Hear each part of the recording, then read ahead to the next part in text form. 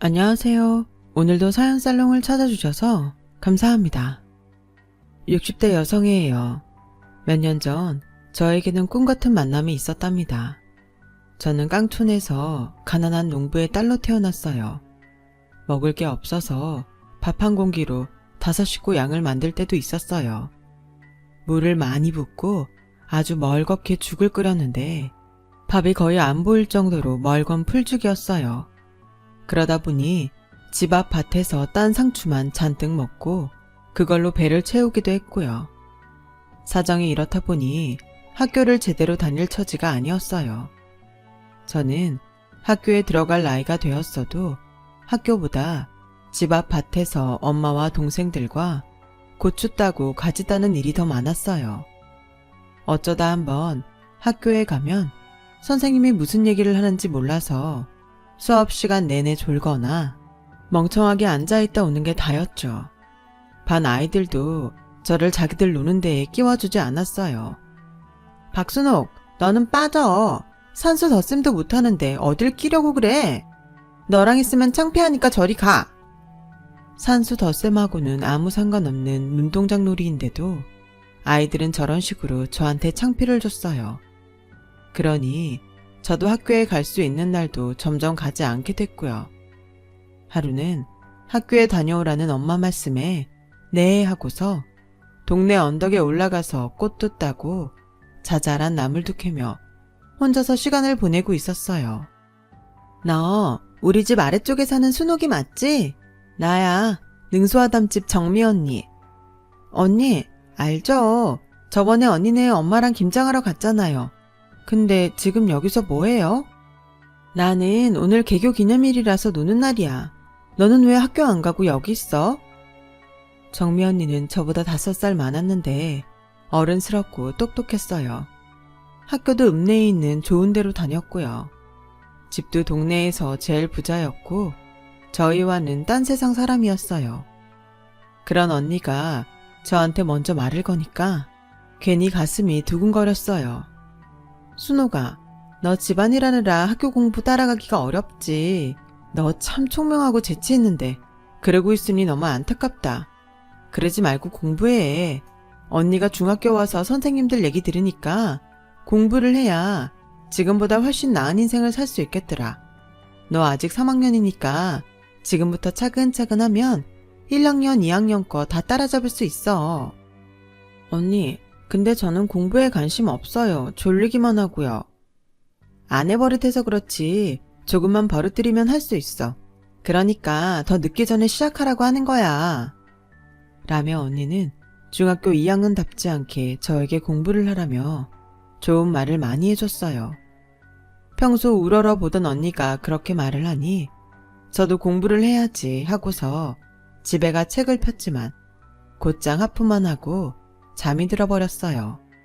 한 번도 제대로 공부하는 법을 배워보지 못했거든요. 저는 몇 번이고 공부를 해보려고 책을 펼쳤지만 그때마다 얼마 못 가서 꾸벅꾸벅 졸거나 재미가 없어서 마당으로 나가 텃밭에서 태소를 따곤 했죠. 옆에서 공부하라고 자극을 주는 사람이 없으니 저는 다시 예전으로 돌아갔어요. 그렇게 중학교 2학년이 될 때까지 지냈죠. 중학교 생활도 이전과 크게 다를 게 없었어요. 집에서는 제가 학교를 그만 다니길 바라고 있었고 저도 그게 훨씬 낫겠다고 생각했어요. 그래서 여름방학이 시작되면서 이대로 계속 안 가면 되겠다 하고 학교에도 그만둘 거라고 말했죠. 여름에는 밭에서 할 일이 정말 많았어요. 저는 집에서 키우는 갖가지 채소를 따느라 매일 바쁘게 지냈어요. 그때 정미 언니를 다시 만났어요. 언니는 대학생이 돼서 우리 동네로 봉사활동을 왔더라고요. 몰라보게 예뻐지고 어딘가 세련된 언니를 보니 부럽더라고요. 순옥이지? 진짜 많이 컸다. 그동안 잘 지냈어? 공부 잘하고 있고? 언니, 저 이번에 학교 관뒀는데요. 전 교실에 있어도 아는 게 하나도 없어요. 안 되겠다. 너 밭일하고 나면 저녁 먹고 언니인 데로 와. 네가 정말 못하는지 아닌지는 해봐야 하는 거야. 저는 저녁을 먹고 나면 언니와 다른 대학생들이 운영하는 마을 이장님 댁에 가서 공부를 배우기 시작했어요. 언니와 몇몇 대학생들이 돌아가면서 각 과목을 가르쳤는데 언니는 아예 저를 따로 불러서 모든 과목을 처음부터 하나하나 알려줬어요. 그제야 저는 제가 몰랐던 국어, 산수, 자연, 사회의 내용들을 조금씩 이해하게 됐고 저도 모르게 공부에 몰두했어요. 언니 말대로 몰라서 그랬던 거지 제가 아예 할 수 없는 게 아니었더라고요. 언니가 있는 일주일 동안 정말 놀랍게도 저는 초등학교 2학년 때까지 과정을 끝냈어요. 그걸 본 다른 대학생 언니 오빠들도 깜짝 놀라더군요. 순옥이 너 진짜 빨리 배우는구나. 암기도 잘하고 우리가 가도 간두지 말고 계속 공부해. 네 능력을 이대로 썩히기에는 정말 아깝다. 라며 정미 언니 친구가 저를 칭찬했어요. 근데 우리 집은 공부보다 일이 중요해요. 여자애가 학교 다녀서 뭐 할 거냐고 하시고요. 엄마 아빠는 제가 계속 공부하는 거 안 좋아할걸요? 제 말을 들은 정미 언니는 그날 바로 저와 함께 집에 가서 엄마 아빠를 설득하려고 했어요. 아빠는 언니가 얘기하는 중간에 방에서 그냥 나가버렸고 엄마는 그만하라고 손사래를 치며 그거야 정미 아가씨처럼 부잣집 따님들이나 하는 거예요. 순옥이는 밭일에서 먹고 살 팔자예요. 우린 학교 보낼 돈도 없어요. 그리고 송충이는 솔잎을 먹고 살아야지 아니면 죽어요. 그럼 어머니, 제가 순옥이 고등학교 들어갈 때까지 등록금을 대줄게요. 이건 여기 이 집에 주는 것도 아니고 순옥이 개인한테 하는 거니까 나중에 순옥이가 갚으면 돼요. 공부 잘해서 고등학교 가면 장학금 주는 데도 있으니까 그때부터는 장학금으로 다니면 되잖아요. 순옥이 애는 장학금 타고도 나무래예요. 그건 서울에서 대학 다니는 제가 제일 잘 알아요. 언니가 등록금을 준다는 말에 저와 엄마는 눈이 휘둥그레졌어요. 저는 그 순간 누가 하늘에서 동아줄을 내려주는 기분이었어요. 겉으로는 학교 다니기 싫다고 했지만 그건 친구도 없고 알아들을 수 있는 것도 없어서였지. 사실은 다른 애들이 부러웠거든요. 엄마, 나 언니 말대로 할래. 내가 공부 열심히 해서 언니 말대로 고등학교 때부터는 장학금 탈게. 나 한번 해보고 싶어. 하게 해줘. 응? 근데 네가 하고 싶다고 해도 중2가 이제 초등학교 2학년 공부를 해서 언제 그렇게 한다고 그래. 꿈 같은 소리지. 라는 엄마 말에 언니는 어머니, 여기 읍내에 야간학교 있어요. 저희 대학 연합에서 후원하는 데예요. 순옥이 방학 때 계속 거기서 공부하면 분명히 따라잡을 거예요. 라며 강하게 밀어붙였고 결국 허락을 받아냈어요. 순옥이는 언니랑 한 약속 잊지 마. 꼭 일주일에 한 번씩 언니한테 뭐 배우고 있고 어떻게 하고 있는지 편지 보내고 선생님한테 물어봐도 모르는 거 있으면 물어보고 알았지? 언니, 근데 왜 나한테 이렇게까지 해줘요? 내가 언니 친척도 아닌데. 난 너무 좋긴 한데 왜 저한테 잘해주는지 궁금해요. 난 동네에 내 또래 애들이 나처럼 공부하지 않고 집안일만 하면서 힘들게 사는 걸 보면 괜히 미안했어. 나야 부모님 잘 만나서 호강하는 거지. 아님 나도 똑같았을 거야. 그런 거 보면서 내가 도울 수 있는 처지가 되면 누구라도 돕자고 생각했어. 순옥이 넌 정말 똑똑해. 그게 너무 안타깝고 아까워서 그래. 언니네는 언니가 고등학교 때 다 서울로 이사를 갔어요. 언니 아빠 사업이 커져서 서울의 다른 회사하고 합쳤다고 들었어요. 언니는 지금도 아빠한테 용돈도 받고 있고 학생들 가외로 돈도 번다며 등록금은 걱정하지 말라고 하더라고요. 언니와 대학생들이 가고 난 다음부터 저는 낮에 밭일을 하고 저녁을 먹고 난 다음에 읍내 야간학교에 가서 공부를 했어요. 야간학교는 이전까지는 부엌일과 밭일만 하던 제 생활에 새로운 활력소가 되어줬어요. 저는 매일 저녁을 먹고 야간학교에 가는 시간만 손꼽아 기다렸어요. 선생님이 차근차근 설명해 주시는 공부는 정말 재밌더군요. 정미 언니 덕에 책상 앞에 앉아있는 버릇이 붙어서인지 책을 읽는 것도 문제를 푸는 것도 그렇게 좋을 수가 없더라고요. 재미있게 하는 사람은 아무도 따라올 수 없다더니 저는 여름방학이 끝날 무렵에 초등학교 5학년 과정까지 끝냈어요. 하지만 학교에 가는 건 역시 걱정이 됐어요. 저는 여전히 초등학교 수준인데 중학교 2학년 공부를 따라가는 건 어려울 것 같았거든요. 언니에게 이런 고민을 편지로 보냈고 언니는 제게 이런 답장을 했어요. 순호가, 그러면 학교를 관두고 중학교 과정까지 야간학교에서 가르치니까 거기서 배운 다음에 검정고시를 보면 좋을 것 같다. 어렵다고 포기하지 마. 찾아보면 다 길이 있는 법이니까. 너는 똑똑해서 잘할 수 있을 거야. 언니 말대로 하기로 했고 학교를 관두고 계속 야간학교에서 공부했어요. 그렇게 저는 3년 동안 열심히 공부를 했고 중학교 검정고시에 합격해서 고등학교에 가게 됐어요. 정미 언니는 집에서 멀리 떨어진 고등학교에 가는 저를 일부러 찾아와서 선물을 주며 축하했어요. 내가 뭘 했어? 넌 똑똑해서 잘할 거라고 했잖아. 지금부터가 진짜인 거 알지? 네가 좋은 대학 가면 다 보상받을 거니까 조금만 더 참고 열심히 해. 언니, 너무 고마운데 솔직히 혼자 떨어져서 공부하려니까 겁도 나고 벌써 집에 가고 싶어요. 엄마, 아빠랑 동생들도 보고 싶고요. 차로 1시간만 가면 집이야. 방학 되면 보러 갈 수 있잖아. 이렇게 따로 나와서 공부하는 거 허락해 주신 것만도 어디야. 그거 생각하면서 열심히 해야지. 힘들 때는 전처럼 언니한테 편지해. 그렇게 저를 격려해 줬어요.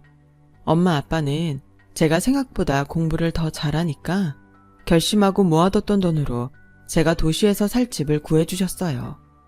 그동안도 언니 도움 많이 받았는데 이런 건 부모가 해줘야 되지 않겠냐고 하셨죠. 엄마 아빠 감사합니다. 이거 엄마 아빠 노후자금으로 모은 거 다 알아. 내가 열심히 해서 장학금 받고 대학 가서 꼭 갚을게. 지금은 그런 거 생각하지 말고 잘 챙겨 먹고 공부 열심히 할 생각만 해. 라는 엄마 말에 닭똥 같은 눈물이 뚝뚝 떨어졌어요. 아빠는 별다른 말씀 없이 잘 다녀오라고 하셨지만 그 말 속에서 사랑이 느껴졌죠. 저는 두 분과 언니를 생각하며 외로운 것도 꾹 참고 3년간 정말 열심히 했고 그 결과 서울에 있는 좋은 대학 법학과에 갈 수 있었어요. 저와 언니의 연락은 고등학교 생활을 시작하면서 점점 뜸해졌고 대학에 입학할 때에는 아예 끊어졌어요. 제가 몇 번이나 편지를 보내고 서울에 와서는 집 주소를 들고 찾아가기까지 했지만 그곳에 언니는 없었어요. 언니에게 대학 합격 소식을 꼭 알려주고 싶었는데 그럴 수가 없었죠. 대학생활 내내 저는 틈만 나면 언니를 찾았어요. 언니가 다녔던 학교에 가서 졸업생 명단을 찾아봤는데 언니가 졸업하지 않았다고 나오더라고요. 어렵게 같이 봉사왔던 언니를 찾아서 물어봤더니 4학년 때 학교를 그만뒀다는 거였어요. 이유는 아무도 모른다고 하더라고요. 그렇게 언니를 못 찾고 있는 사이 저는 대학을 졸업하게 됐어요. 사시 공부는 조금씩 하고 있었지만 시험 볼 수준은 아닌 것 같아서 앞으로 어떻게 해야 하나 고민을 하고 있었죠.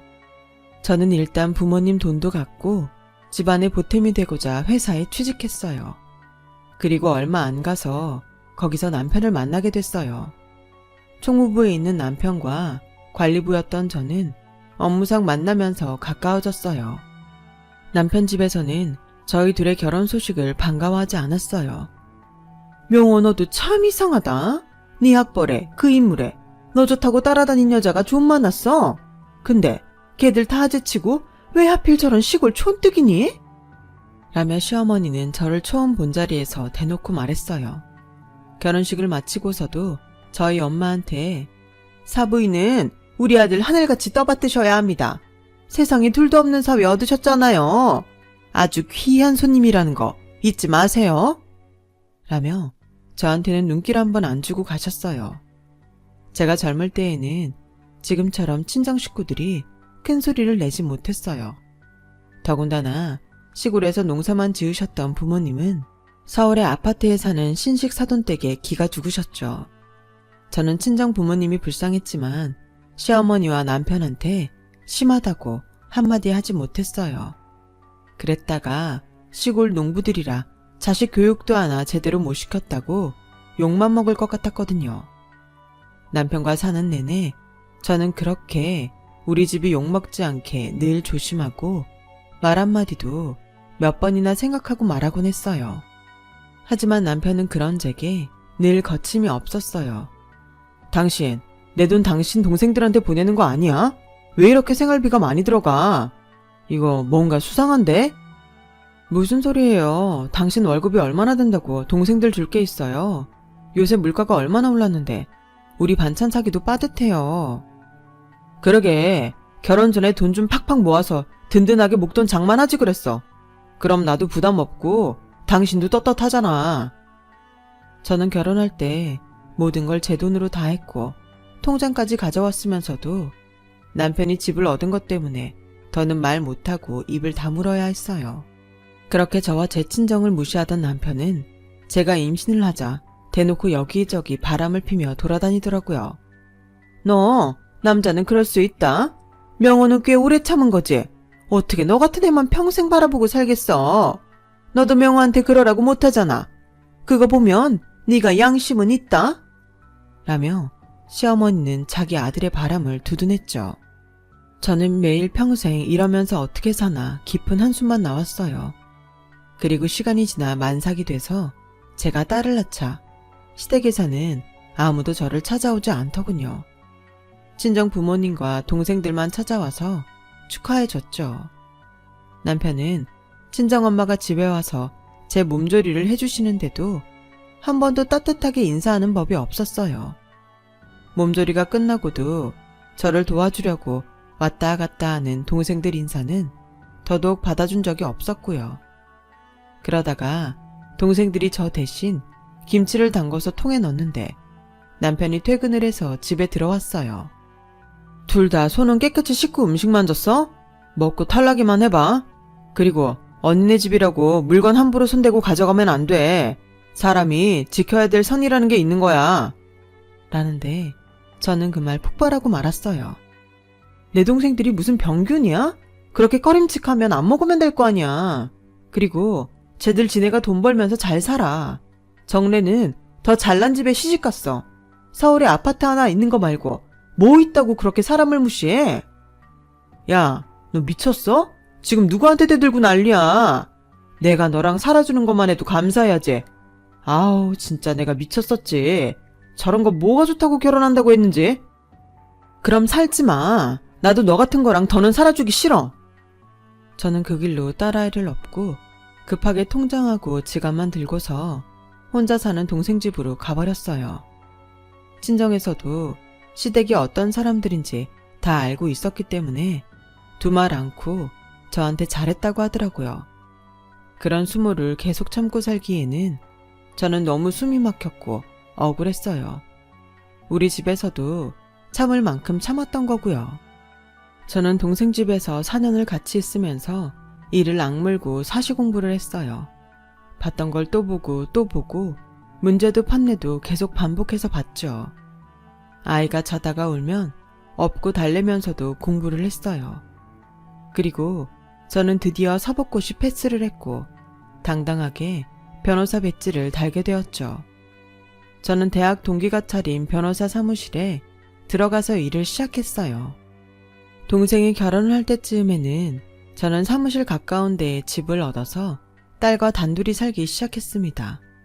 그때부터 저는 아이를 키우는 일과 변호사 일 외에 다른 건 관심도 갖지 않았어요. 딸이 아빠가 없어서 외로울까봐 신경을 많이 쓰면서 키웠고요. 그러면서도 일도 성과를 내기 위해 애썼어요. 딸이 중학생 때 친정 부모님이 차례로 돌아가신 거 말고는 저와 딸에게는 좋은 일만 있었어요.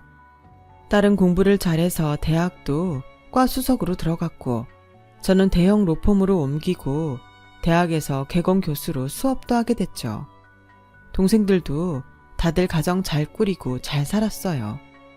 무지막지한 시댁을 만나서 고생하고 이혼한 제게 인생이 선물을 준다고 생각할 정도로 평탄했어요. 그러던 어느 날 대학원에 진학한 딸이 자기 과 동기 집안일을 도와달라고 하더군요. 그 친구 어머니가 너무 착하셔서 땅 사기를 당하셨는데 그게 우리 외갓집 동네더라고. 엄마가 꼭 맡아줘야 돼. 알았지? 언제 한번 저한테 도움 달라고 한 적 없는 애가 이러는 걸 보니 정말 도와주고 싶구나 하는 생각에 알겠다고 했어요. 근데 너 그 친구하고 사귀는 사이야? 괜찮아. 엄마한테 솔직히 얘기해도 돼. 너도 결혼할 나이인데. 무슨 소리야 엄마. 걔 여자야. 그냥 나랑 되게 친한 애야. 라며 깔깔거리며 웃더라고요.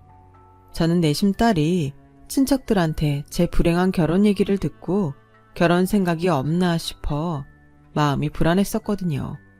그래서 그 친구가 여자라고 하니 어쩐지 섭섭하더라고요. 저는 사건을 정식으로 수임하기 위해서 사무실에서 친구 어머니를 만나기로 하고 날짜와 시간을 정해서 딸에게 알려줬어요. 그리고 기적 같은 그날이 왔어요. 제 방 문을 노크하고 먼저 들어오는 딸 뒤에 조심스럽게 들어오는 곱게 늙은 여자분이 고개를 숙이며 제 앞에 와서 안녕하세요 변호사님. 수정이 친구 민재 엄마예요. 윤정미라고 합니다. 저는 그 목소리를 듣는 순간 온몸에 전율이 흘렀어요.